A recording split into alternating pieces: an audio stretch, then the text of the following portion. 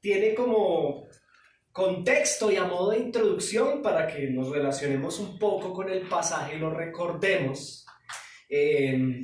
Está hablando el apóstol Pablo, estamos más o menos en el año 54 aproximadamente después de Cristo, ¿cierto? El apóstol Pablo, después de previos viajes misioneros anteriores a Corinto, que es a quienes les escribe la carta, pasó por Atenas, no sé si lo recuerdan, estuvo en Atenas, en la ciudad de Atenas, en el Areópago, donde recibió burlas por el evangelio, la sabiduría de Dios. Allí fue pues burlado. También pasó el apóstol Pablo por una ciudad muy importante llamada Filipos, y previamente a Corinto, allá en Filipos, el apóstol fue azotado. Allí lo habían azotado, y no solamente lo azotaron, 39 latigazos, no le dieron 40 para no matarlo, 39. También fue preso. Es decir, estuvo en Atenas, donde le hicieron bullying. Estuvo en Filipos, donde lo metieron preso, y como dicen los muchachos, lo cascaron, le pegaron por predicar el evangelio. No solamente estuvo en estas dos ciudades, sino que previamente a Corinto también estuvo en una ciudad llamada Tesalónica y aún en Berea. Y en estos lugares también lo rechazaron, ¿cierto? También recibió rechazo. De hecho, de Tesalónica lo expulsaron de la ciudad. Esto es grave. Imagínense que a uno lo expulsen de la ciudad, que le llegue una carta del alcalde, lo expulsamos de la ciudad.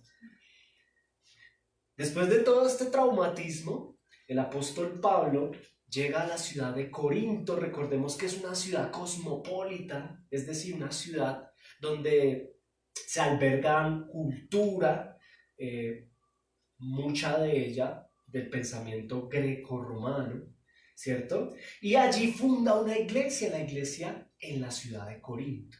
Está con ellos aproximadamente 1 año y medio, se retira de allí, pero con el paso del tiempo la iglesia ubicada en la ciudad de Corinto empieza a evidenciar unos problemas a la ausencia de su pastor y en presencia de un nuevo pastor llamado Apolos.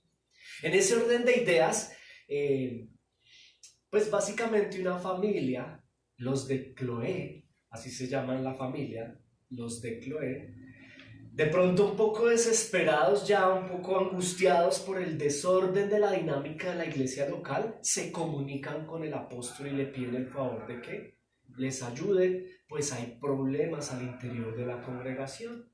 En ese orden de ideas, se hace necesaria una amorosa corrección de parte del siervo de Dios, quien se dirige a los Corinto, ¿cierto? A los de Corinto, a los cristianos de la ciudad de Corinto, y como lo hemos estudiado hasta el día de hoy, él ya ha trabajado con ellos varios aspectos problema. El primero de ellos, el divisionismo, ¿cierto? Ya les exhortó acerca del divisionismo.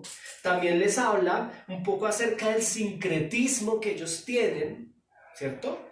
Esa mezcla entre un poco de la Biblia con un poco de la sabiduría griega, ¿cierto? Un poquito de aquí, un poquito de aquí, un poquito de aquí.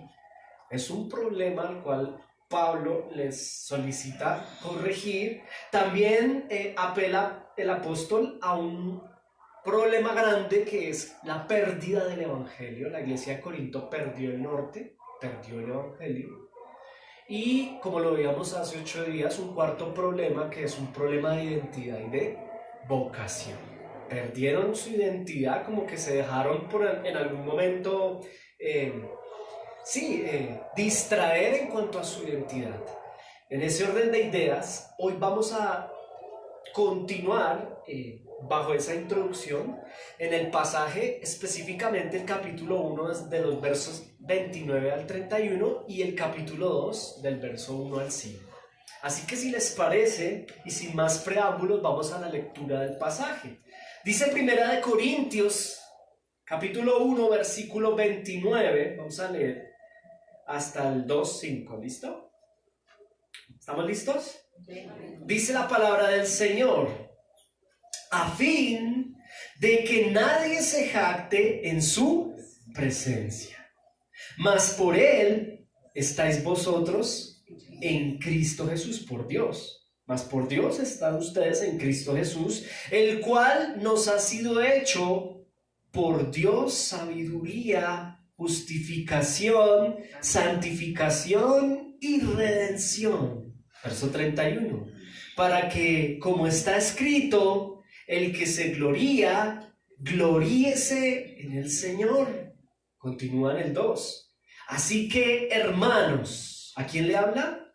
A hermanos. Cuando fui a vosotros para anunciaros el testimonio de Dios, no fui con excelencia de palabras o de sabiduría, pues me propuse no saber entre vosotros cosa alguna, sino a Jesucristo y a este crucificado. Y estuve entre vosotros con debilidad y mucho temor y temblor. Y ni mi palabra ni mi predicación fue con palabras persuasivas de humana sabiduría, sino con demostración del Espíritu y de poder, para que vuestra fe no esté fundada en la sabiduría de los hombres, sino en el poder de Dios. Amén, muy bien.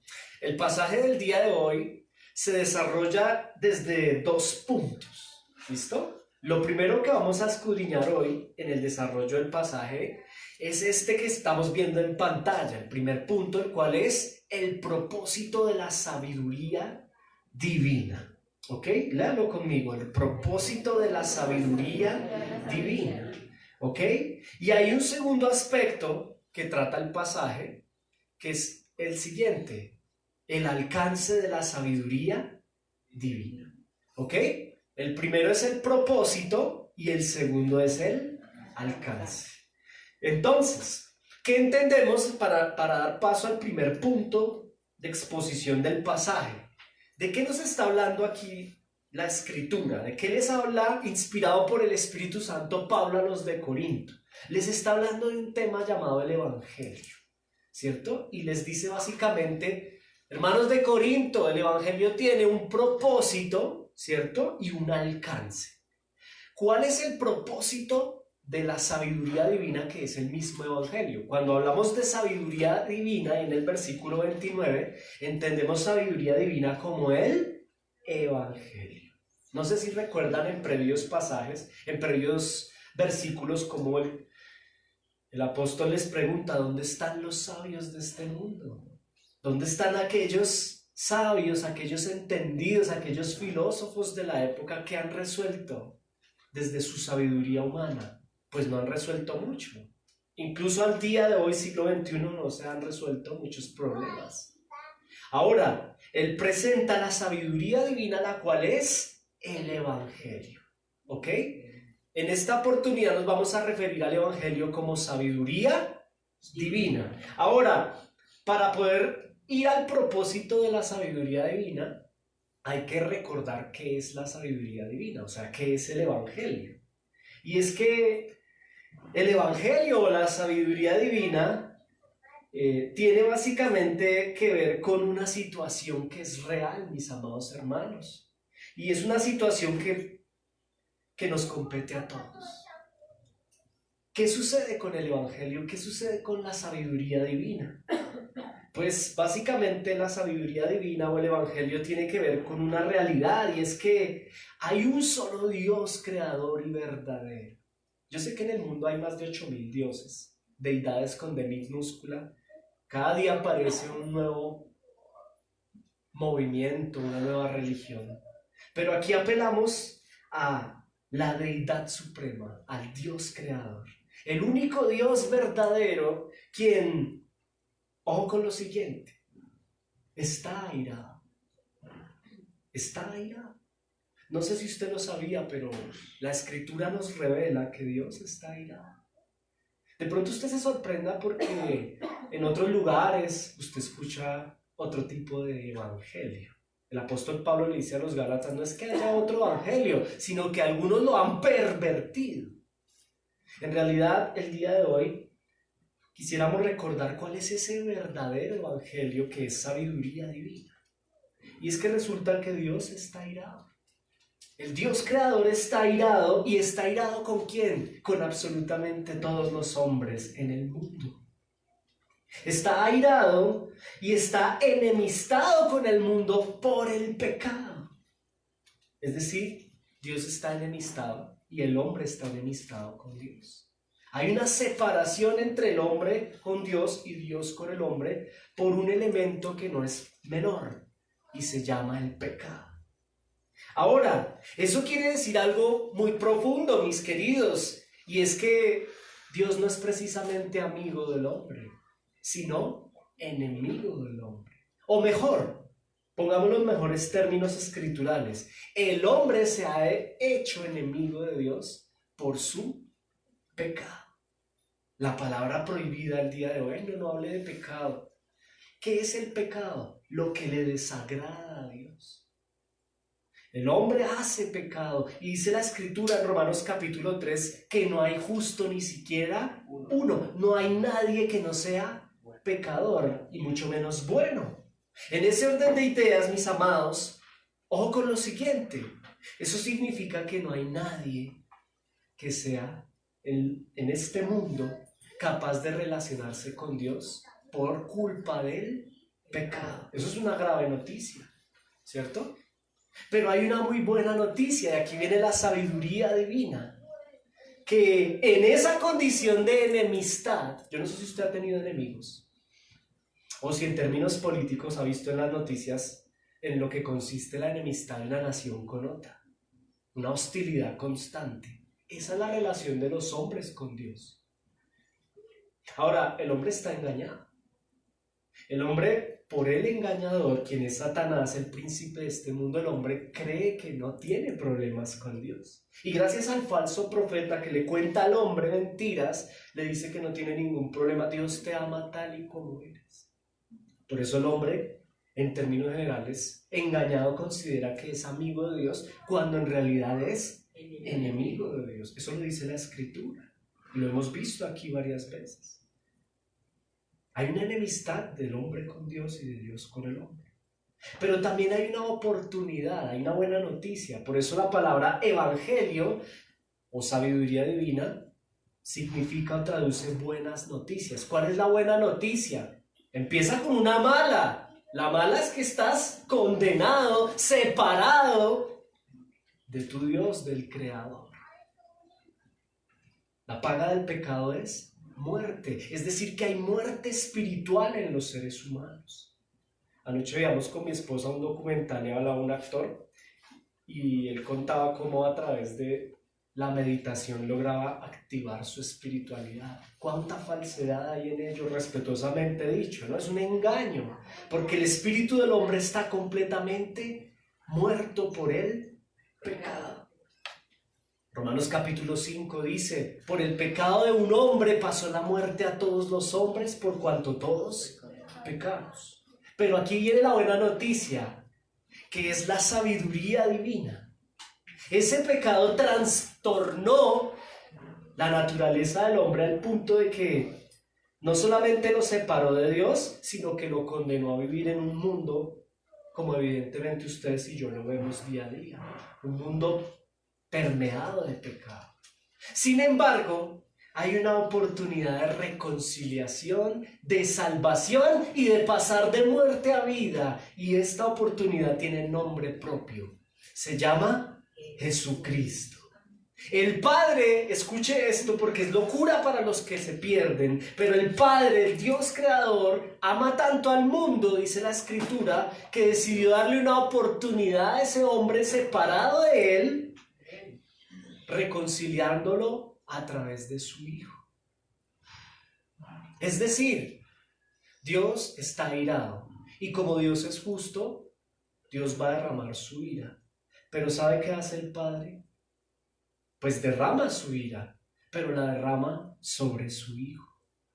Lo envía al mundo siendo Él justo, el único justo, Cristo su Hijo. Lo envía al mundo y lo envía a morir en una cruz. Lo hace maldición, Él mismo se hace maldición. Y ojo, el Padre mata al Hijo, derrama sobre su Hijo su ira, la ira que merece el mundo, para que todo aquel que cree en Cristo, que Él es el Salvador y que Él está recibiendo la ira del Padre, el que lo crea no sea condenado. Es decir, mi amado hermano, que aquel que se ve a sí mismo como lo que es, un pecador, un enemistado con el Padre, y lo reconozca y lo entienda, confiese su pecado y mire a Cristo y vea en Cristo una oportunidad de reconciliación, este será salvo, este será reconciliado.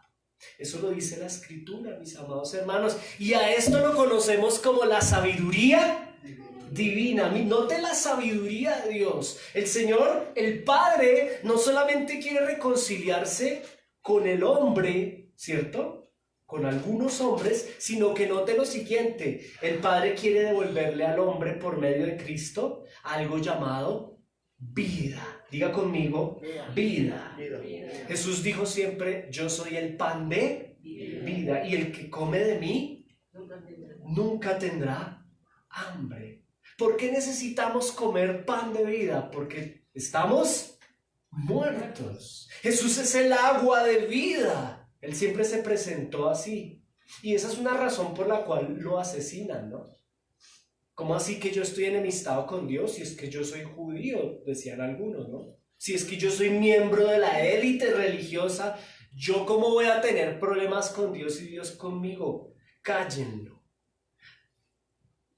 El hombre natural, en alguna forma, persiste en el engaño de creer que no hay dificultad. Pero aquel que puede comprender que hay una dificultad y se acerca a Cristo, encontrará gracia, encontrará reconciliación. Mis amados hermanos, esto que acabamos de exponer es el Evangelio y es la sabiduría divina.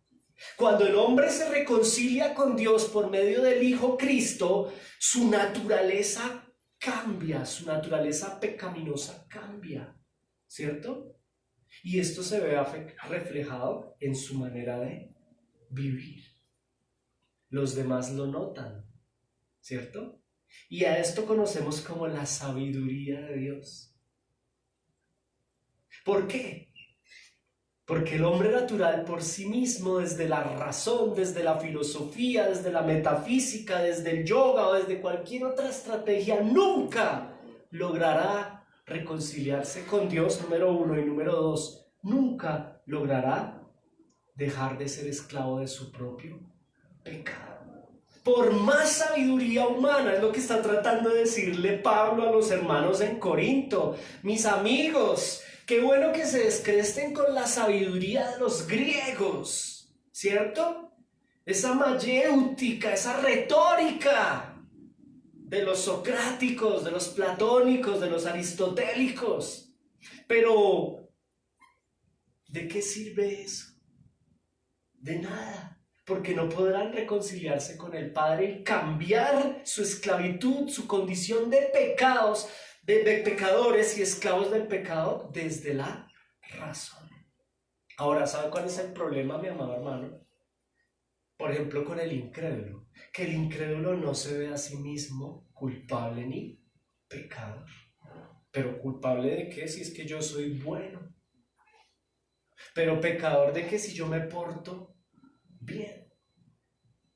Pero aquel que cree, mi amado hermano, ha sido capacitado para verse a sí mismo como Dios lo ve, como un pecador necesitado de salvación.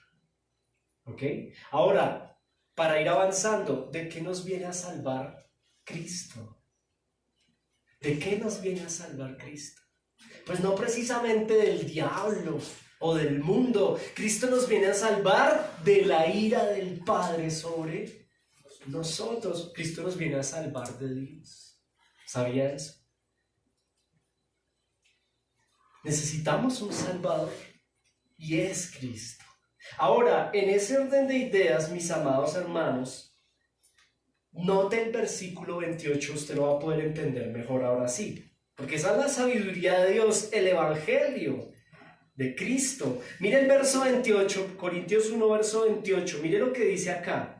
Dice, y lo vil del mundo y lo menospreciado escogió Dios, y lo que no es para deshacer lo que es. Note lo siguiente, y es que el verso 28 nos deja ver que Dios escogió hombres viles, menospreciados, como el que les está hablando hoy, mis amados hermanos, lo peor de lo peor. Y los escogió a usted y a mí. No se ría porque usted... A usted y a mí nos escogió, mis amados hermanos, para deshacer lo que es. ¿Y qué es lo que es? Pues el común pensar de que todo está bien, de que no hay pecado, de que somos amigos de Dios porque soy yo, de que a través de la sabiduría humana vamos a encontrar la felicidad. Eso hay hasta películas, ¿no? En búsqueda de la felicidad. El Señor escogió a personas comunes y corrientes como los hermanos en la ciudad de Corinto. No escogió a los filósofos más destacados en la ciudad, sino escogió a los más comunes para que prediquen el evangelio y anuncien la verdad de Cristo. El verdadero evangelio siempre empezará con una dura pero necesaria noticia. Hay muerte, enemistad y necesidad de reconciliar y salvar. ¿Ok? Y este es Cristo, aquel reconciliador. Y ojo, porque el verso 28 es claro. El evangelio o la sabiduría divina deshace lo que ya el hombre ha construido, que es arena. Todo tipo de sabiduría humana es arena ante la sabiduría divina. Puede ser descrestante, que es lo que le pasa a los de Corinto, se han dejado descrestar, ¿cierto?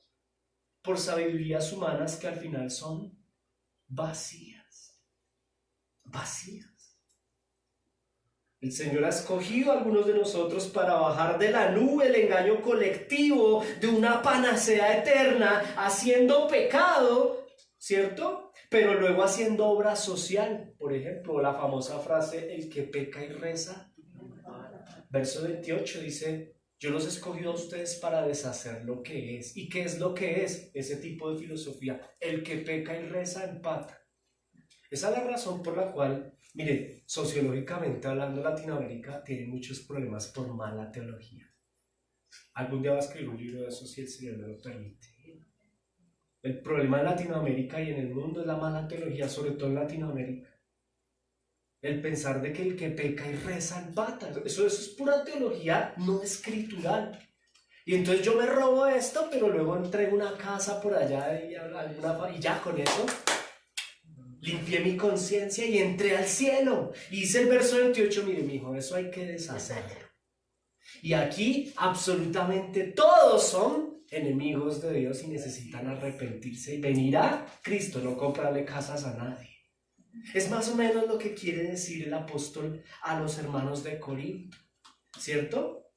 Hemos sido llamados a bajar de la nube del engaño. Mire el propósito de Dios con nosotros, la tarea que nos coloca. Amados hermanos, el Señor no nos llama a ti y a mí precisamente a hacer solamente o a cumplir un oficio en términos terrenales, sino que en términos espirituales nos llama a predicar la sabiduría divina, ¿cierto? Es decir, deshacer lo que hay, y lo que hay que es un engaño colectivo propio de este sistema y su principado, el engañador, mi amado hermano. Dice la escritura que el príncipe de este mundo se llama Satanás. Ahora, el propósito de la sabiduría, ahora sí, ya vimos cuál es la sabiduría divina, el evangelio. Ahora sí, punto 1. ¿Cuál es el propósito del evangelio? No solamente reconciliar, mis amados hermanos, al hombre enemigo de Dios por el pecado, sino que mire el verso 29, hay un propósito acá, léalo conmigo, verso 29. A fin de que, ¿qué? Mira, aquí está el propósito. Nadie se jacte en su presencia. O sea que el Señor quiere llevarse la gloria Él. Ese es uno de los propósitos del evangelio.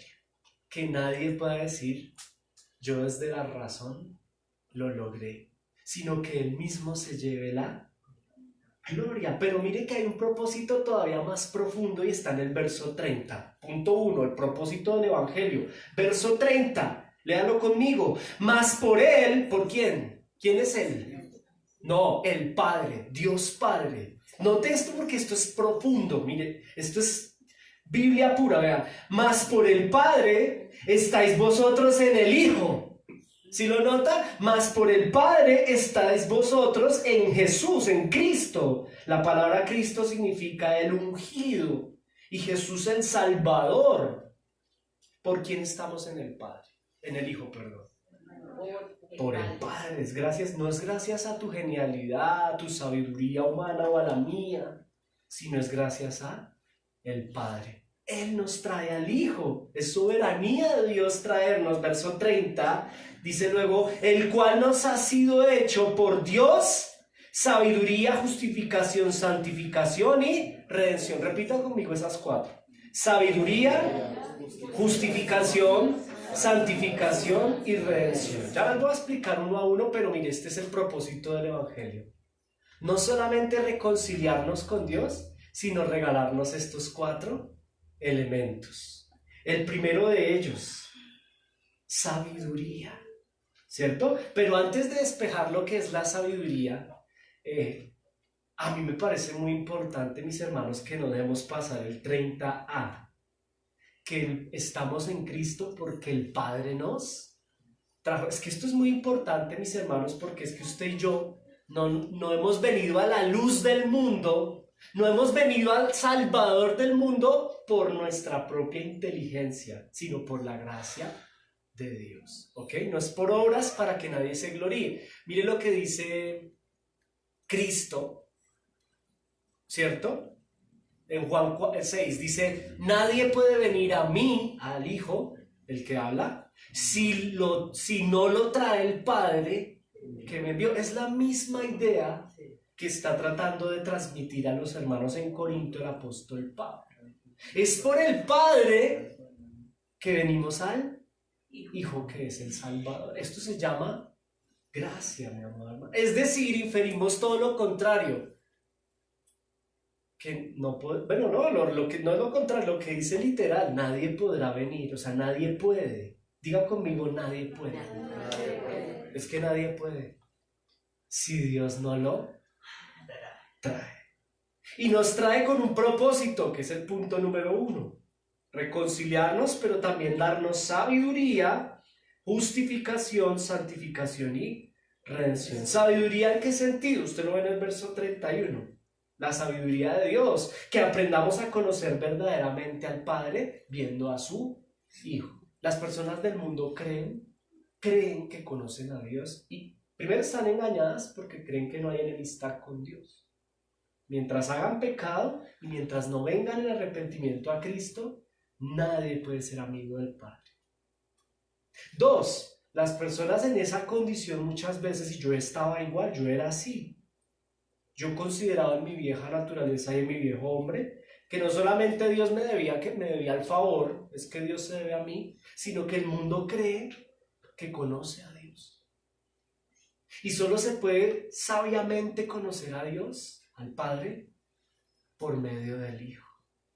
Si alguien quiere conocer al Padre, mire al Hijo. Y esa es la sabiduría a la cual se refiere aquí. ¿Cuál es el propósito del Evangelio? Presentarnos al Hijo. Y al ver al Hijo, veremos al Padre. Si usted quiere conocer al Dios creador, entienda esto, mi amado hermano, por favor, que el Señor nos ayude. Si queremos ver al Dios creador, al que con su mano sostiene el universo, simplemente miremos a Cristo y ahí veremos al Padre. El hombre se hace ideas de Dios, ¿no? Hay un programa muy interesante en National Geographic que se llama Dios, ¿sí? Tiene que ver con Dios, pero no me acuerdo el nombre exacto. La historia de Dios, algo así. Y bueno, es un despliegue técnico y histórico interesante, pero a veces el hombre quiere presentar a Dios desde su óptica y desde su razón y su manera de ver las cosas, desde su sabiduría. Pero es un esfuerzo en vano, porque si se quiere conocer a Dios realmente y la historia de Dios en realidad, simplemente hay que ir al Evangelio y ver a el Hijo, a Cristo. Allí está la fuente de revelación real.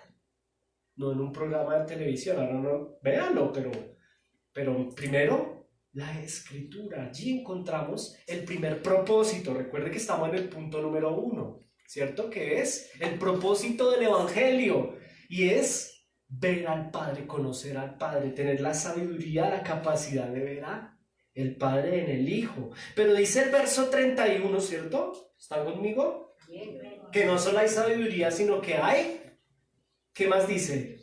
Hay otro propósito, la justificación. ¿Qué es eso? Es la única forma de entrar al cielo, siendo justos, y como no hay justo ni siquiera uno, eso lo dice Romanos capítulo 3. Entonces, ¿qué hago? Pues mire que el propósito del Evangelio es llevarnos a Cristo para que Él, siendo justo, el único justo, nos permita, por medio de la fe, hacernos nosotros también justos con Él. Si nota lo importante de esta predicación del día de hoy, por eso yo aquí no puedo estar hablando de política, de estrategias para conseguir marido, no, nada de eso. Mire, mi amado hermano, está en juego algo más importante, y es la reconciliación del mundo con Dios. ¿Y por qué Pablo? Venga, usted dirá, Tacho, pero ¿por qué Pablo le está predicando el Evangelio si estos son cristianos? Pues porque lo perdieron. Los de Corinto se les olvidó y se pusieron a hablar de 5 tips para buscar marido. Bueno, estoy metafóricamente, están hablando de otros temas. Estos tipos están en otra onda. Por eso los de Cloé dicen, no, ayúdenos, Pastor Pablo, porque esto se está saliendo de tono. Pablo tiene que reconvenir a los hermanos y recordarles que no solo el Evangelio, que es la sabiduría divina, tiene el propósito de llevarnos al Padre por medio del Hijo, sino de hacernos justos, justificarnos, para que podamos entrar a su presencia. ¿Sabe por qué usted y yo somos salvos? Por medio de la fe, ¿cierto? Pero ¿sabe qué pasa cuando usted y yo vayamos a morir en carne? Vamos a presentarnos delante de Dios y Él nos va a dejar entrar. ¿Por qué? Porque va a ver a Cristo en nosotros, al justo. No nos ve a nosotros. Si ve a Mauricio, le cierra la puerta. Pero si ve a Cristo en mí, y es que esto es lo que produce el Evangelio, una nueva naturaleza donde Cristo vive y mora en mí, ¿cierto? En el verdadero creyente. Por ende, el Padre me recibe con amor porque ve a su Hijo en mí. Pero hay otro elemento que hace parte del propósito del Evangelio, la santificación. Usted lo ve en el verso 31, diga conmigo, santificación. ¿Cierto? ¿Lo vemos ahí? Santificación, ¿qué es eso? Pregúntele a un cristiano del común, de los que dicen ser cristianos y no tienen ni idea. Pero, bueno, aprendamos, reformémonos. Usted no se imagina yo cuántos años dije, 11 años creía que yo era cristiano.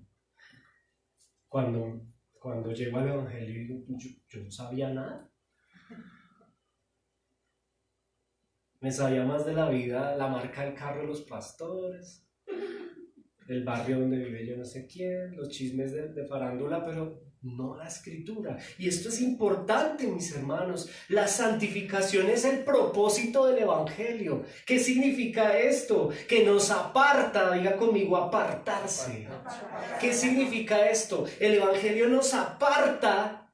Esto es santificar, apartar. ¿Usted va a hacer mercado, mi amado hermano? Cuando usted va a la sección de frutas, a mí me gusta hacer, cuando uno se casa, la naturaleza cambia. Y ahora a uno le gusta hacer mercado. Me gusta hacer mercado. Antes nunca iba al mercado, ¿cierto, madre? Pero ahora me encanta. Y uno va al mercado y usted llega a la sección de mangos Tommy, que está en promoción, y usted se da cuenta y usted aparta. Usted aparta lo mejor. ¿Sí? Eso es santificarse. Apartarse de lo que está podrido, ¿cierto? Eso es una obra de gracia de Dios por medio del Evangelio, que es sabiduría divina, ¿cierto? Él nos aparta por medio de su palabra para que no estemos conduciéndonos y siendo parte de esa común denominador de pecado. de vida pecaminosa, una vida anterior. Es decir, note lo siguiente, y note a quién le está hablando el apóstol, a los hermanos de Corinto, que recuerde que aún en el mundo, para hablar de perversión, se decía estar corintizado. Corinto era un referente de mundo extremo, de pecado hasta en los mismos no cristianos. Ya decían, no, eso ya es muy pesado lo que se vive en Corinto.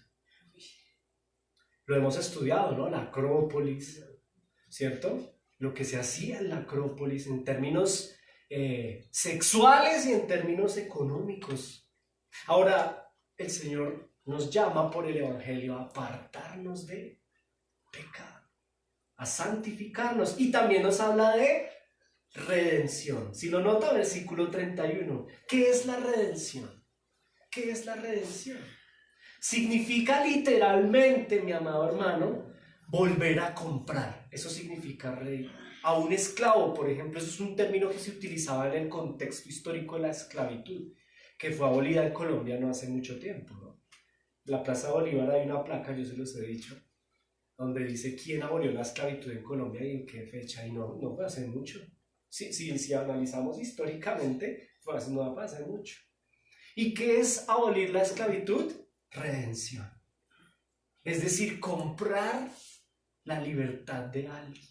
Y eso lo hace, es el propósito de Dios por medio de su sabiduría divina, que es el Evangelio. ¿Amén? Hasta aquí vamos bien, ¿cierto? Pero recuerde que la predicación tiene como título, ¿cuál es el título? Propósito y alcance. Ya vimos el propósito, ¿cierto?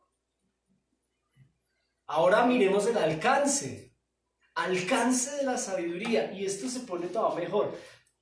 Leamos el capítulo 2, versos 1 al 5. Mire lo que alcanza. Ya vimos el propósito, ahora el alcance. Capítulo 2, versos 1 al 5. Dice: así que, hermanos, cuando fui a vosotros, aquí como que cambió el tono, cuando fui a vosotros para anunciaros el testimonio, el evangelio de Dios, ¿cierto? No fui con excelencia de palabras o de sabiduría, pues me propuse no saber entre vosotros cosa alguna, sino a Jesucristo. ¿Solo a quién? Y a este crucificado. Y estuve entre vosotros con debilidad y mucho temor y temblor, y ni mi palabra ni mi predicación fue con palabras persuasivas de humana sabiduría, sino con demostración del Espíritu y de poder, para que vuestra fe no esté fundamentada en la sabiduría de los hombres, sino en ¿qué?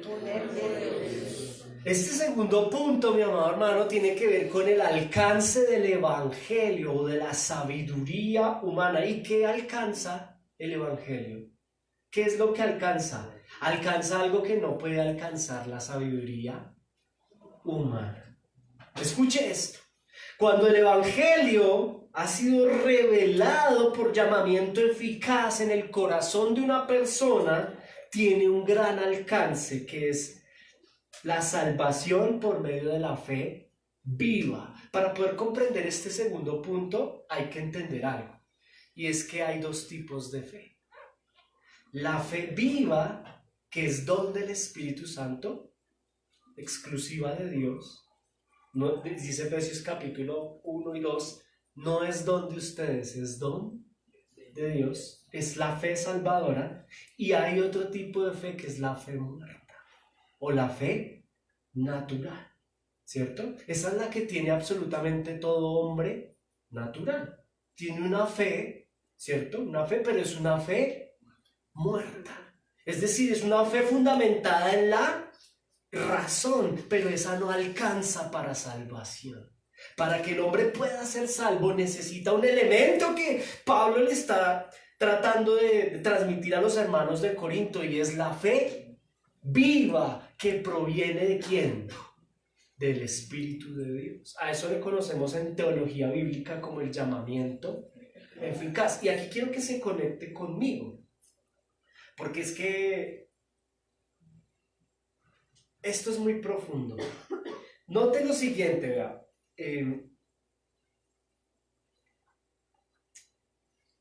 Mire el verso 2 del capítulo 2. Mírelo bien, dice, me propuse que no saber entre ustedes cosa alguna sino a Cristo, o sea, la sabiduría de Dios, el Evangelio, y a este crucificado. Hay algo aquí importante, y es que hay una proposición de parte de Pablo, y es hablar solamente el Evangelio. ¿Por qué? Porque el apóstol Pablo, inspirado por el Señor, sabe que el Evangelio, que es la sabiduría divina, tiene un alcance que no tiene otro tipo de sabiduría. Y es el alcance de la gracia salvadora, por medio de la fe salvadora. Es decir, no quiero convencerlos con argumentos más que la misma Escritura, como lo dicen los reformadores en el siglo XVI, la sola Escritura. Ahora, mire el verso 3, del capítulo 2, dice, y estuve entre ustedes con debilidad y mucho temor y temblor. Y ojo, esto no quiere decir, en realidad no quiere decir que él se sienta débil ante el conocimiento de los de Corinto, como que, ay, no, me estoy sintiendo como que ellos saben más que yo. No. Ni mucho menos quiere decir esto que él se ve a sí mismo con miedo o temor delante de ellos. Más bien a lo que se refiere aquí el versículo 3 es, ¿recuerda el antecedente de donde él viene? De ciudades en donde fue encarcelado, perseguido, agobiado, azotado. Lo que quiere decir acá, a lo que se refiere es a la seriedad de su misión. Él tiene una misión que le produce temor y temblor. Es una misión evangelística, ¿cierto? Él, obvio, viene de ser azotado, encarcelado, burlado, ¿cierto? Y lo que él desea en su corazón tiene un temor de Dios, porque a pesar de todas esas persecuciones, él quiere mantenerse firme, predicándoles solamente el Evangelio, ¿cierto? Ahora, me encanta el verso 4. Mire el verso 4 lo que dice. Escudriñemos, dice, y ni mi palabra ni mi predicación fue con palabras persuasivas de humana sabiduría. Ojo, él hubiera podido decirles, venga, crean en Cristo porque es que mire, yo ven, y pobretearse y decir, mire, y echar testimonio. Es que yo les tengo un testimonio. Y es que yo vengo de la ciudad donde me cascaron, me pegaron, me apalearon. Y entonces producir, ay sí, qué pecado, producir una misericordia hacia, ay sí, vamos a seguirte porque qué pecado contigo. Mire que no está manipulando ni está usando eso, ¿cierto? Como argumento para convencer a las personas de nada. Lo que está diciendo es, tengo temor y temblor, he vivido lo que he vivido, pero no utilicé eso para convencer a nadie. Me limité a predicar estrictamente él.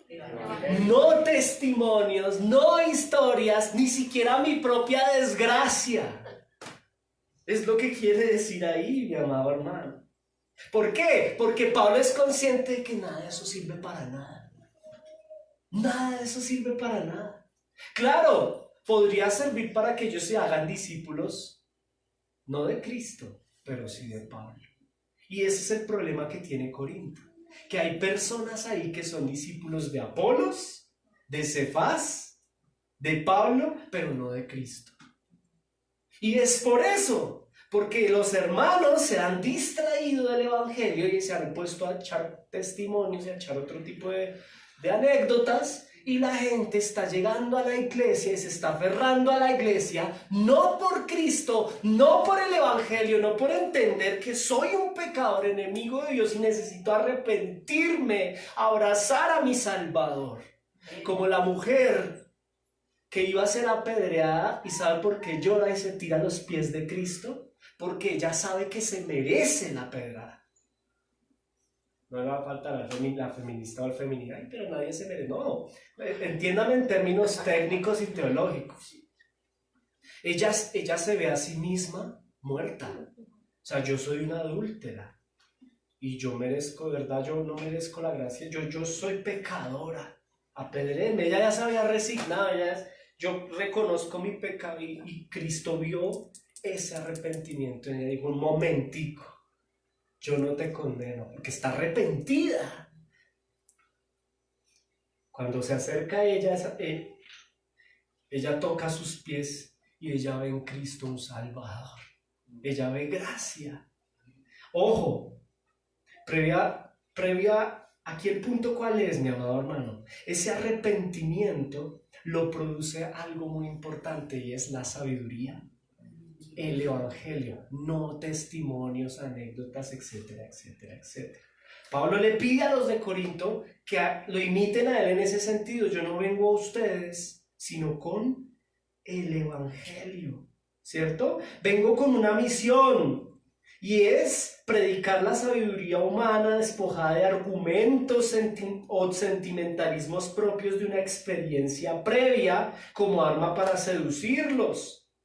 ¿Cierto? No les persuade desde emociones, desde experiencias o argumentos científicos o académicos. Vea, Pablo era doctor en leyes, hubiera podido ponerse a hablar de leyes. Además era muy estudiado, él era políglota, sabía idiomas, era preparado, el hombre sabía, pero él no utiliza nada de eso. De hecho, él reconoce que se despoja de todo eso, ¿cierto? Porque él entiende el alcance de la sabiduría divina, el cual es arrepentimiento y fe en el Hijo de Dios. Y mire el verso 5, para terminar el desarrollo del pasaje y pasar a lo práctico. Mire el verso 5, dice, para que vuestra fe no esté fundamentada en la sabiduría de hombres, sino en él. Aquí usted encuentra los dos tipos de fe. Una fe fundamentada en sabiduría de hombres o una fe fundamentada en el poder de Dios. ¿Y qué es el poder de Dios? No me avergüenzo del evangelio. ¿Qué es? Poder de Dios. La fe salvadora tiene un fundamento y es el evangelio. La fe muerta tiene un fundamento y es la sabiduría humana, ¿cierto? Ahora, importante, para que haya verdaderamente un alcance en el evangelio, tiene que haber evangelio. Pero evangelio mezclado con algo importante. Verso 4b. Y el verso 4b. Debe estar el evangelio con ¿qué más? Demostración de espíritu y poder. ¿Qué es el poder de Dios? El evangelio. Hay un elemento adicional. El Espíritu Santo llamando eficazmente. Lo que conocemos como Brit Milá o la circuncisión del corazón. Esa solo la hace el Espíritu Santo de Dios. Mis amados hermanos, esta exposición es importante. ¿Por qué? Porque nos deja ver dos elementos que ya escudriñamos. El primero de ellos, el propósito del evangelio, y el segundo de ellos, el alcance del evangelio. ¿Qué alcanza el evangelio? Si es la voluntad de Dios, alcanza la posibilidad de una cirugía en el corazón de algunas personas, no de todas. No de todas. Y esto hay que decirlo porque es la realidad. No de todas. ¿Ok? Ahora,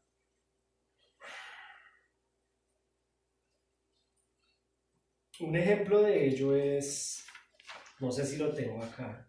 No lo tengo acá, pero un ejemplo de ello es para avanzar, pero sí es importante articular esto con un ejemplo. ¿Un ejemplo de qué? Del verso 5. Para que vuestra fe no esté fundamentada en la sabiduría de los hombres, sino en el poder de Dios. ¿Cuál es el poder de Dios? El libro de los Hechos nos narra, más o menos capítulo 6, 5 tal vez, nos narra la historia de los apóstoles, dice Lucas, quien escribe el libro, ¿no? Que estaba con Pablo y con otros apóstoles y se fueron a orar a un lugar.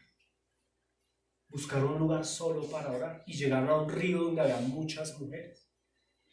Entre ellas una mujer de la ciudad de Tiatira que vendía púrpura, que se llamaba Lidia.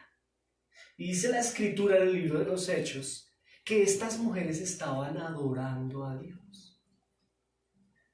Ojo, escuche esto. Estaban adorando a Dios, pero Pablo empieza a predicar el evangelio de gracia de Cristo, que es su sabiduría divina. Y dice la Biblia que el Espíritu Santo abrió el entendimiento de Lidia. Aquí hay muchas cosas que revisar. La primera, no abrió el entendimiento de todas las mujeres. Abrió el entendimiento de quién. Para que entendiera qué. El evangelio, que es sabiduría divina. Para que entendiera lo que Pablo estaba predicando, lo mismo que le predican los de Corinto. Ahora hay otro elemento importante aquí. Y note lo siguiente, cuando la fe se fundamenta en la razón humana, ¿qué estaban haciendo estas mujeres? Hablando de Dios, adorando a Dios. Y hay muchas personas que hablan de Dios, adoran a Dios, levantan sus manos, lloran, pero no han entendido el evangelio, no han visto su condición de enemigos y no han anhelado un Salvador, quien es Jesucristo. Lidia hablaba de Dios, adoraba a Dios, pero no era salva hasta ese momento que el Espíritu Santo, por eso usted comprende ahora el verso 5, ¿no? De 1 Corintios 2. Pablo dice, para que vuestra fe no esté fundamentada en el comentario, en el rum rum de los hombres, en el común cultural del hombre. Vea, si usted vaya a una congregación de estas no bíblicas donde hay mucha música y luces y pólvora y todo, mire, eso es fácil eso es como ir a un concierto. Usted llega y el ser humano es como, sí, es muy emocional y tiene algo que no sé cómo lo digamos, no sé si hay psicólogos entre nosotros, pero esto es un diagnóstico de pronto de los psicólogos, y es que repite conductas, es conductista en alguna medida, desde la pedagogía. Es decir, repite y tiene la tendencia a comportarse como socialmente se comporta su cultura. Entonces, si hay 50 personas llorando y levantando las manos, la tendencia va a ser a dejarse llevar. Y es lo que está pasando con Lidia. Pues culturalmente hablamos de Dios, lloramos, levantamos las manos, salimos a la calle, cargamos un pedazo de yeso con forma de mujer o de hombre y creemos que ese es Dios y que eso es ser y estar en Dios. Pero se necesitó solo algo que es el tema del día de hoy, el evangelio mezclado con la obra del Espíritu, el poder de Dios y el Espíritu obrando. A esto le conocemos como nacer de nuevo. Lidia nació de nuevo. Alguien de pronto se preguntará, ¿y por qué los demás no nacieron de nuevo? No sé. Yo no tengo esa respuesta. Eso es soberanía de Dios. En el capítulo 9 de Romanos, Pablo se conmueve y dice, y no es que el evangelio sea infructuoso o esté mal, es que es soberanía de Dios. Quisiera yo que todos los de Israel se conviertan, pero no es que el evangelio de la palabra no está mal, más que soberanía de Dios. Y de eso no tengo nada que decir al respecto. ¿Quién soy yo? Lo único que podemos identificar acá, mis hermanos, es que el alcance del evangelio es maravilloso, porque alcanza gracia. Lo hizo con Lidia, lo hizo conmigo y lo puede hacer con quienes estamos aquí. Yo no sé cuántos tiempos llevas tú. Con esto voy a pasar a la parte final de esta predicación. Muchas personas, así como yo en algún momento, como Lidia, creíamos tener una relación con Dios, pero hacíamos pecado. La palabra dice, no os engañéis, el que hace pecado no podrá ver a Dios. Y hablamos de Dios, ¿cierto? Todo tiempo uno habla de Dios. O bueno, hay algunos que ni creen en Dios. Yo tuve etapas en mi vida, no, tampoco creía en Dios, o creía en Dios a mi manera, supuestamente. Pero mi amado hermano, aquí es donde viene la aplicación práctica del pasaje, y es que el evangelio nos presenta nuestra condición delante de Dios. No solamente que sí existe un Dios, sino que vino al mundo. Esto es tremendo. Vino al mundo, o sea, Dios vino al mundo. Y vino por amor a sí mismo y por amor al mundo, a reconciliarnos con Él. por medio del Evangelio. Ese es su alcance, una obra en el corazón, un continuo arrepentimiento. Quiero que me permita insistir en el verso 5. Note que el apóstol Pablo les dice, para que vuestra fe, les predicó solo el Evangelio, para que la fe que ustedes tengan no sea fundada en costumbres o en sabiduría de hombres, sino que sea fundada en el poder de Dios. ¿Y cuál es el poder de Dios? Es ese poder. ¿Sabe quién tiene autoridad para hablar de esto? El que está hablando. Un enemigo de Cristo, ¿cierto? Quien era Saulo antes, ahora es Pablo, pero antes, cuando era Saulo, respiraba el odio contra Cristo y su iglesia, hablando de Dios. Y el Señor obró poderosamente por su palabra en el corazón de él y lo transformó en Pablo. A eso se refiere Pablo con este pasaje. Pablo habla como quien tiene la autoridad, como quien dice: a mí Jesús por su palabra me habló y con su poder cambió mi vida. Yo no necesité que me hablara sino solo Cristo. Los reformadores dirían solos Cristos. Ahora, vamos a terminar con el aplicativo, mis amados hermanos. La predicación expositiva tiene una aplicación práctica. Y esta aplicación práctica, en breve, tiene 2 puntos nomás. El primero de ellos, ¿cómo podemos poner en práctica lo que hemos aprendido hoy después de haber expuesto este pasaje? Lo primero que podemos poner en práctica es una invitación del Señor, ya a nosotros como Iglesia Santa Gracia. Esto es para nosotros. Número 1, revisemos nuestra forma de predicar. Pues eso es lo que quiere y le pide Pablo a los de Corinto. No hablen de otra cosa, hablen el Evangelio. El Señor nos invita a revisar nuestra manera de predicar. Yo le invito a que usted pare un momento y no seamos orgullosos y como, no, yo no necesito eso porque yo predico bien. No, eso ya es un síntoma de que hay que revisar. Revisemos nuestra manera de predicar. A veces, ¿sabe qué está pasando en nuestro contexto? Pronto lo mismo que le pasaba a Corinto. Lo que pasa es que por no comprender la doctrina, la soteriología, o sea, la salvación, a veces como no la comprendemos bien, ¿cierto? Que no es por obra, sino por la gracia de Dios, el que convence es Él. Entonces, como no entendemos eso, en alguna medida queremos nosotros convencer a las personas. Y entonces me desgasto tratando de cumplir el rol que no me compete a mí, sino que es un rol del Espíritu Santo, versículo 5, ¿cierto? Cuando yo comprendo la doctrina de la salvación, que no es por obra, sino por la gracia, por medio del Evangelio, yo simplemente predico el Evangelio, ¿cierto? Y dejo que el Espíritu Santo sea quien convenza. Mire, yo no los puedo convencer a ustedes esta mañana de nada. Yo simplemente me limito como predicador a transmitir la sabiduría divina. Y aquí es donde el Señor nos llama a revisar nuestra forma de predicar. Ahora hago un paréntesis acá, si es que estamos predicando. Porque hay algunos de nosotros que no predicamos el Evangelio. Entonces lo primero sería empezar a predicar el Evangelio. Vea, hablamos de todo. En la vida hablamos de todo.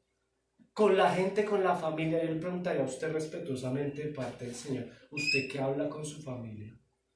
¿De qué temas hablan? 12 horas, no sé cuántas horas pase con sus hijos, con sus papás, con sus hermanos, pero no se predica él. O peor, se cree que se está predicando el Evangelio como le pasa a los de Corinto, pero están hablando de otros temas. Y Pablo les dice, venga, no, yo no vine a ustedes, sino con el Evangelio. Ahora, no me malentiendan, ¿no? Entonces ahora no es que no vaya a hablar de otro tema en su casa que no sea el Evangelio, tampoco. Aquí el punto es, prediquemos el Evangelio. Y si lo estamos predicando, prediquémoslo bien. Revisemos nuestra forma de predicar. Hay otro problema con este primer punto aplicativo. Y lo voy a tratar de resumir a modo de una anécdota real. Imagínense que habían 2 pastores, no así los nombres, pero yo conozco, pero no voy a decir nombres. Se reunieron dos pastores después de un culto, un domingo. Y uno le dijo al otro, así después del culto, le dijo, venga, si ve ese hombre que está allá, señaló por ahí a un hermano. Le dijo al otro, y el otro dijo, sí. Dijo, ese es discípulo mío. Y entonces él le dijo, sí, no es discípulo de Cristo, es discípulo mío. Y entonces el otro le pregunta, ¿cómo así? Dice, sí, es que ese se convirtió a mí, pero a Cristo no se ha convertido. Y no, esto es de la vida real. Y ¿sabe qué es lo tremendo, mi hermano? Que esta anécdota es literal un hecho. Hay muchas personas, no digo que en nuestra iglesia, espero que no, pero hay muchas personas que se enamoran y se convierten a una religión, a un pastor, a una ONG, a un movimiento social, pero no se convierten a Cristo. ¿Y sabe por qué? Por este primer punto. Porque en realidad no les están predicando el evangelio, sino que se les está predicando un movimiento social, una idea social, una idea, de pronto una familia. Es que somos una familia, y entonces el hecho como de que me siento solo, pero aquí encuentras compañía, eso no es el evangelio. Entonces hay personas que se convierten a una familia, pero no se convierten a Cristo. O de pronto a una entidad deportiva o un lugar de artes. Porque es que aquí hay artes, aquí hay música, es un espacio chévere. Pero eso no es predicar el evangelio. Hay que revisar en nuestro corazón qué estamos predicando y si estamos usando estrategias para retener a las personas en nuestra iglesia, ignorando o callando la verdad del evangelio porque es que se ofenden, ¿cierto? De pronto si yo le digo al hermano o a la persona que es un pecador, que tiene que arrepentirse, que tiene que dejar su pecado y que tiene que reconocer que es un enemigo de Dios y mirar a Cristo en arrepentimiento y fe, de pronto se va del grupo de alabanza o se va lo perdemos y es un diezmo menos, si es que les cobran menos, ¿no? Eso no es bíblico, pero no es vigente. En fin, ese es otro tema. ¿Cuál es el punto? Hay que revisar nuestra manera de predicar. Una vez alguien me dijo, Mauricio, lo invito a mi iglesia, que allá sí hay, es que me da hasta pena decirlo, pero así me lo dijo, allá hay niñas bonitas. Él cree que me está predicando. No era así, hermano, que no era así que nos decían. O nosotros lo decíamos, qué vergüenza, en nuestro viejo hombre. Camino lo invito a mi iglesia, que allá sí la música. Eso se convierte en un problema. Es el problema que tienen los de Corinto. No hablen otra cosa que no sea el evangelio. Ahora, mis amados, revisemos nuestra forma de predicar. Revisemos, porque el no comprender la doctrina de la salvación nos puede llevar a eso, a tratar de argumentar desde razonamientos humanos para convencer a las personas. ¿Ok? Ahora, ojo a lo siguiente. Ojo a lo siguiente.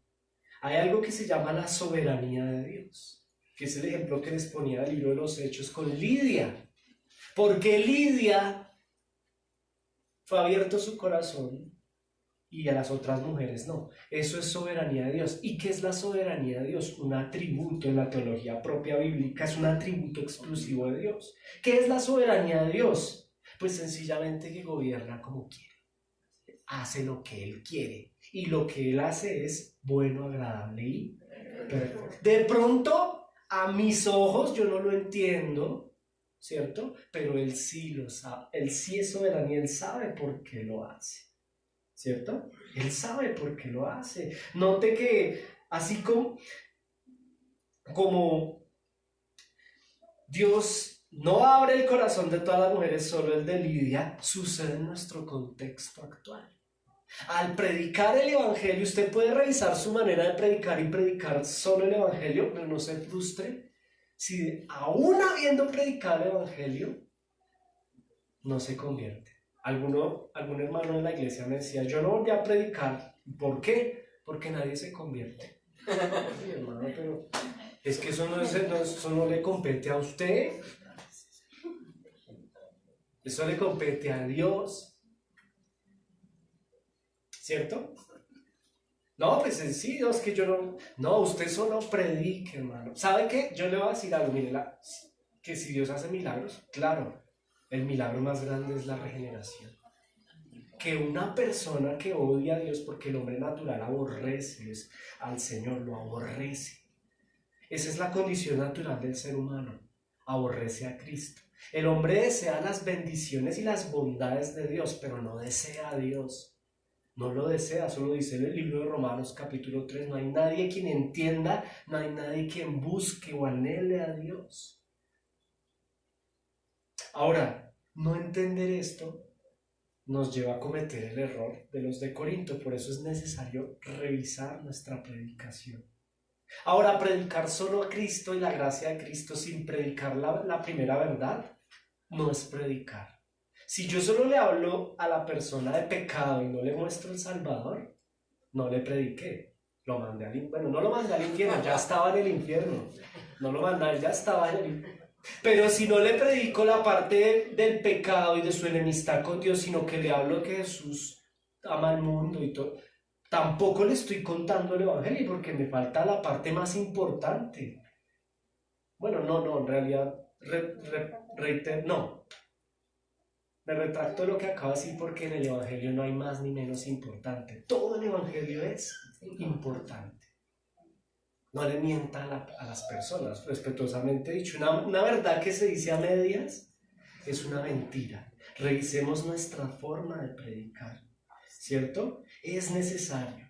Ahora bien, revisemos también si como cristianos somos víctimas. Escuche esto, mi amado hermano, esfuércese un poquito, ya vamos a terminar. Revisemos si somos víctimas como cristianos, así como los de Corinto, del universalismo.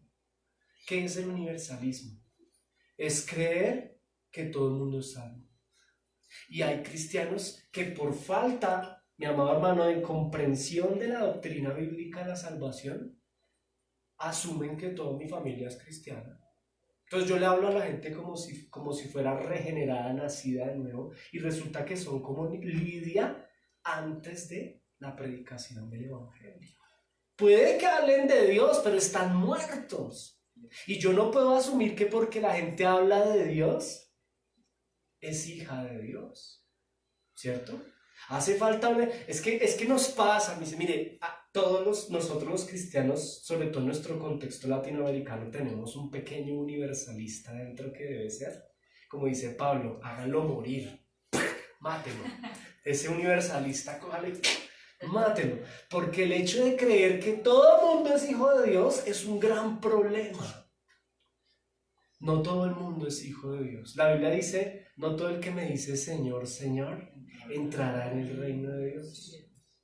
Aquel que mire a Cristo, que se mire como pecador y mire al Señor y se postre delante de Cristo necesitando con arrepentimiento del Salvador, ese es hijo de Dios.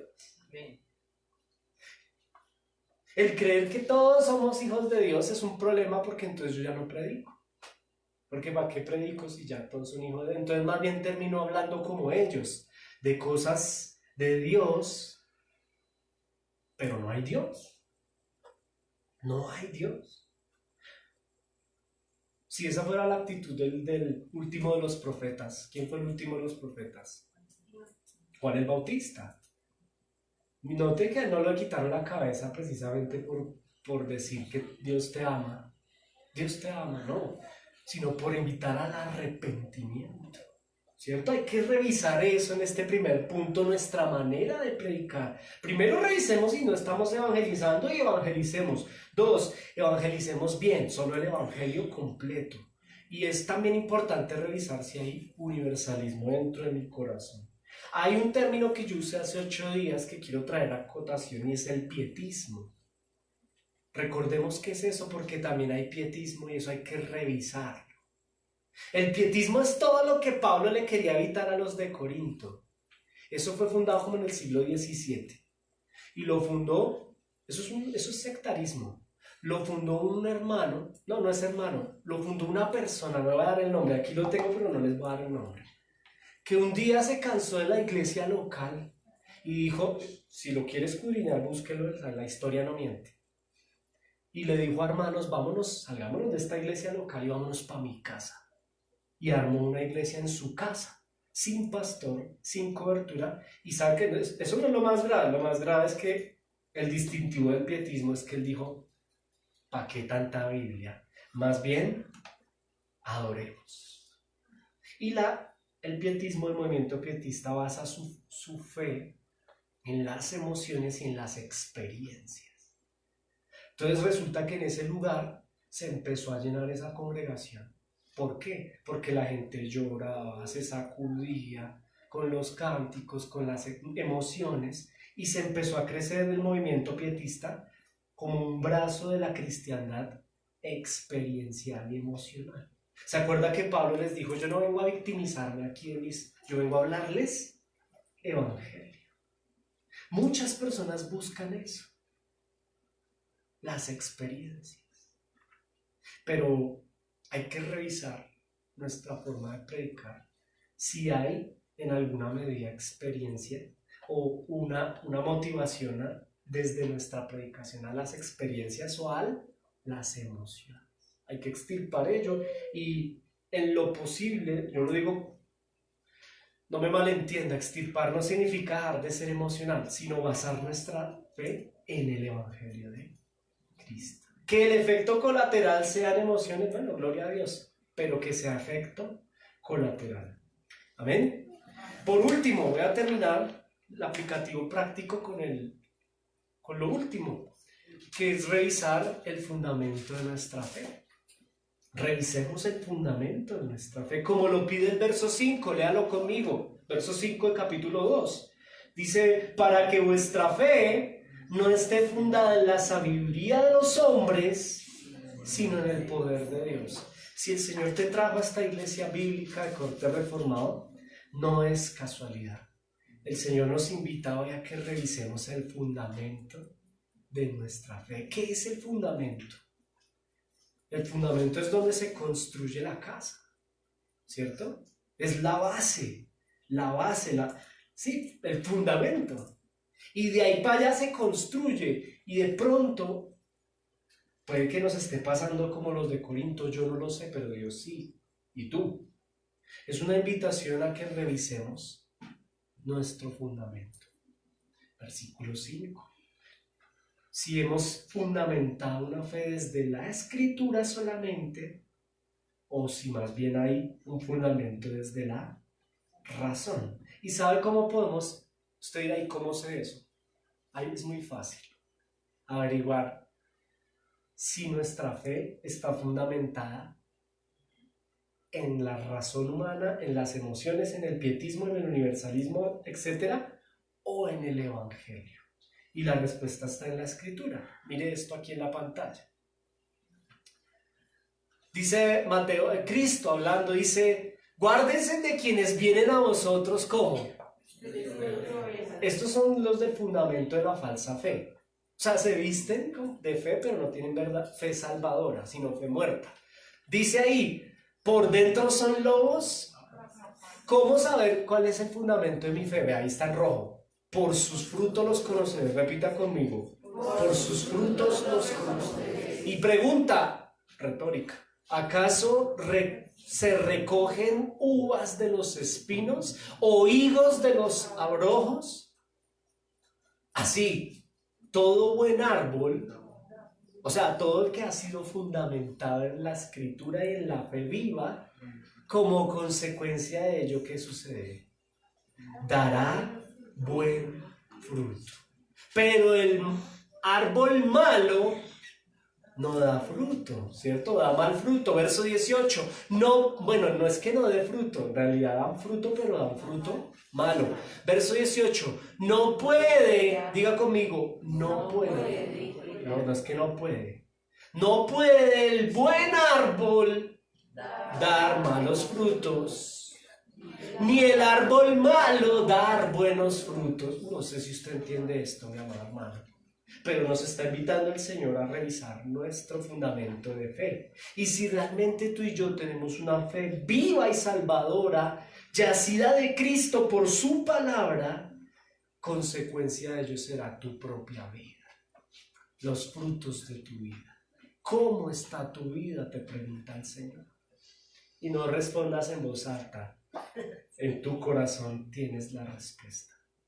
Y si tú estás observando en este momento, por la gracia del Espíritu Santo, que tu vida no está dando buenos frutos, yo te invito amorosamente de parte del Señor al arrepentimiento, a que revises tu fe. Porque no se trata de decir, Señor, Señor, no todo el que dice, sino el que vive al Señor, evidencia fe salvadora. Es que, mi amado hermano, verso 19, todo árbol que no da buen fruto, ¿qué va a pasar con él? Cortado y además quemado. Verso 20, así que por sus frutos, dígalo conmigo, los revisa el fundamento de tu fe. ¿Cómo está tu vida, mi amado hermano? Y yo aquí ya terminé. Ahorita está, el siglo XXI es el siglo del liberalismo. Yo esto lo he dicho varias veces. Si se quiere conocer a la historia de la iglesia, alguien algún día escribirá un libro de esto. Siglo primero, persecución, ¿cierto? Sí, del primero al tercero, persecución a la iglesia, ¿cierto? Si hablamos del siglo XVI, reforma. Si hablamos de la Edad Media, del siglo V al siglo XV, oscurantismo, eso lo dice la historia. Pero si hablamos del siglo XXI, hablamos de cristiandad liberalista. Una cristiandad donde se dice en medios de como los actores, los artistas, las personas famosas ahora dicen ser cristianos. Antes era una vergüenza decir que en el contexto de Corinto, año 54, daba pena ser cristiano. Ahora es todo lo contrario, todo el mundo dice ser cristiano. A estos, como lo vimos hace 8 días, el filósofo hablaba pestes de los cristianos. Ahora la gente es todo lo contrario, habla de ser cristiano, pero por sus frutos los conoceremos. Y es una invitación a reflexionar en cuanto a nuestra fe, mis hermanos. Se están levantando íconos sociales, íconos como marcas en personas que dicen profesar una fe en Cristo públicamente, pero al mismo tiempo promueven ideologías que van en contravía a la santidad de las Escrituras. En todo sentido y en toda dirección contraria a la fe bíblica. Congregaciones, megacongregaciones, hermanos amados, en donde se le hacen odas al dinero, al amor al dinero, al egocentrismo, al antropocentrismo, a la no Biblia, etc. Tantas personas que confiesan y dicen ser creyentes. Aquí hoy el Señor nos llama a cuentas y nos dice, revisen su fe y el fundamento de su fe, porque por sus frutos los conoceréis. Mi conclusión en este día, nuestra conclusión del día de hoy, es la siguiente. El propósito y el alcance del Evangelio es la fe viva y salvadora. El propósito y alcance de la sabiduría divina serán cumplidos en aquellos quienes soberanamente el Señor quiera llamar, eficazmente por su palabra y Espíritu Santo, ¿cierto? Nuestra fe viva en Cristo es la evidencia de haber sido llamados como Ligia en una obra de gracia al corazón regenerado. Ese es el propósito y alcance del Evangelio. Y también podríamos concluir, familia, con lo siguiente. Revisemos no solo nuestra forma de predicar, sino nuestro corazón. Revisa tu corazón. ¿Qué tipo de fe tienes? ¿Una fe viva o una fe muerta? Una fe viva que da fruto y que se vive. Ahora, ¿tropezamos? Sí, la verdad es que sí. Si caíste, levántate, mi amado hermano. Levántate, arrepiéntete, llora, llora, porque ese es el arrepentimiento, ¿sabes? El sello del arrepentimiento son lágrimas delante de Cristo en lo privado. Si usted quiere entender qué diferencia hay entre arrepentimiento y remordimiento, una lágrima, como la canción, una lágrima. Llorar delante del Señor es en conocer mi pecado, es verme al espejo y decir, yo soy ese, estoy mal delante de ti, perdóname, Señor. Me duele lo que estoy haciendo, me duele fallarte, esa decisión que tomé, me equivoqué, tropecé. Llora y levántate, mi amado hermano. Corrige tu pecado. Esa es la invitación. Corregir es un sinónimo de fe genuina, ¿sabes? Corregir, porque vamos a tropezar, pero corregir es un sinónimo de fe genuina. Mas permanecer en el pecado es un síntoma de falsa, o mejor, de fe muerta. El que tiene oídos para oír, que oiga. Hay gracia en este lugar. Amén. Amén. Pongámonos en pie y